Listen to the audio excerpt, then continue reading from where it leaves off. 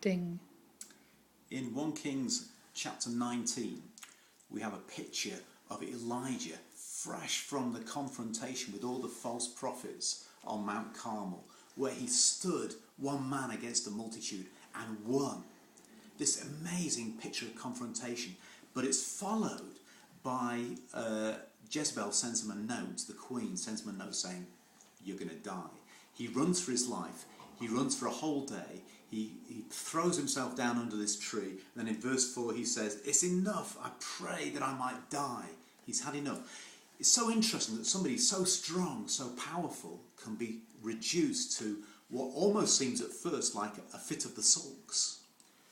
But depression, without trivializing it, depression, the things that you fall into like this are a terrible pit. And I want to ask the question, how did God deal with him? And how does God deal with our depression? But first, how did he get there? How did he get like that? So I've got 4 ideas. But the first one is pretty simple. That he got into this state, this depression, by physical exhaustion. Sometimes you don't pay attention to what your body's doing. So Elijah had got this note, he'd run for his life, he was faint and hungry and travel worn, and he gave up. Sometimes we forget that we are a mixture of body and mind and spirit, soul, body, and we're a mixture of what can be seen and what cannot be seen. And we think that our minds should have control over our body. But obviously, often the reverse is true, that our bodies have a significant control over our mind. We're hungry, and so we feel a certain way. We eat cheese, and so we dream in a certain way, etc., etc. It's a cloudy day, you feel sad. And Elijah's body was affecting his mind. So the first reason he'd got into this depression was that his body was ruling it.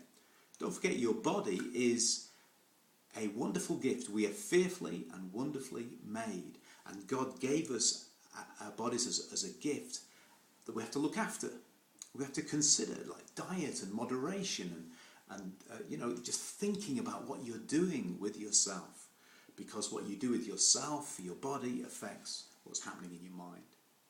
So the second one was that he was on his own. It's so strange. He says this phrase twice. He says, "I'm the only one here."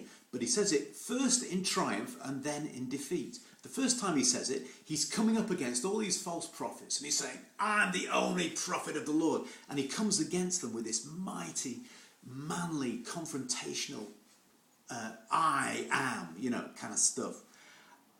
And you sort of think, wow, what a man.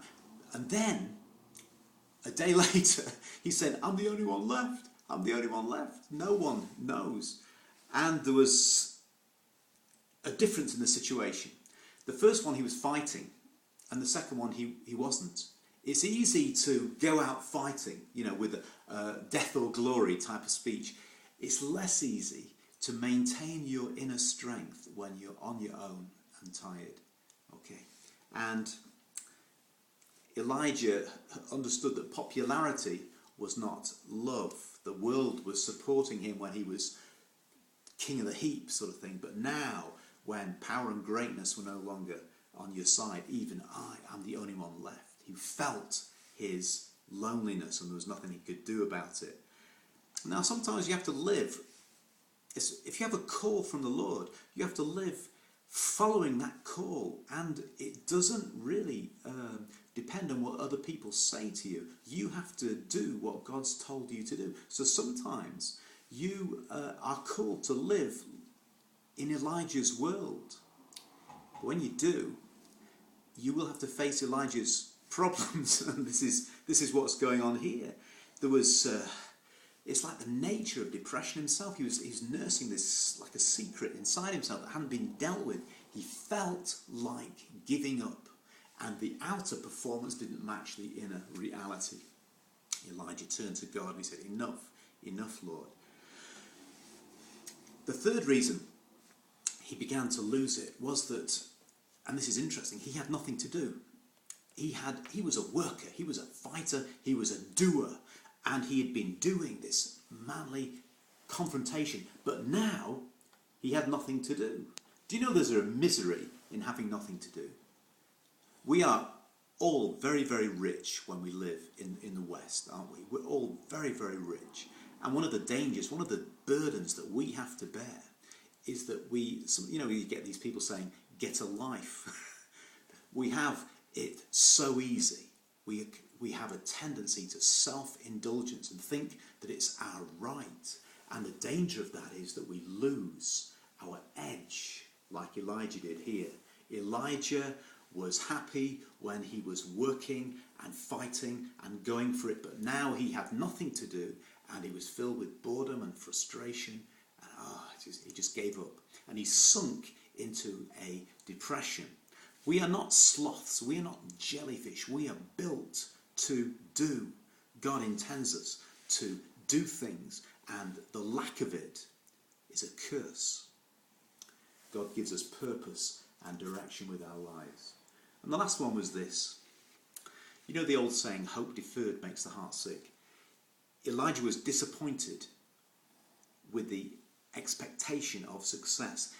When he was on Carmel, for one moment it looked like all his dreams were going to be fulfilled. All the false prophets were arrayed against them. They were slaughtered. You remember the story? And it looked like Israel was going to come back to the true God. It looked like Elijah's work, his life work, was going to triumph. He was going to step out in victory. He was going to see it come true. And then all of a sudden, Jezebel snaps her fingers. You are dead, man. And he runs for his life. And he realizes that it wasn't accomplished at all. We desire success with our lives, don't we? And really, we don't reflect on what real success looks like. And for the most part, life will always contain disappointment. And if we think there's a sort of triumph, some kind of, I am the champion of X Factor, tan-ta-ra, you've got to remember the next day is going to dawn. And this is what happened with Elijah, and it brought an onset of depression. Well, let's leave it there for now. And then maybe another time we'll pick up on what God did to deal with that situation. Okay? God bless you.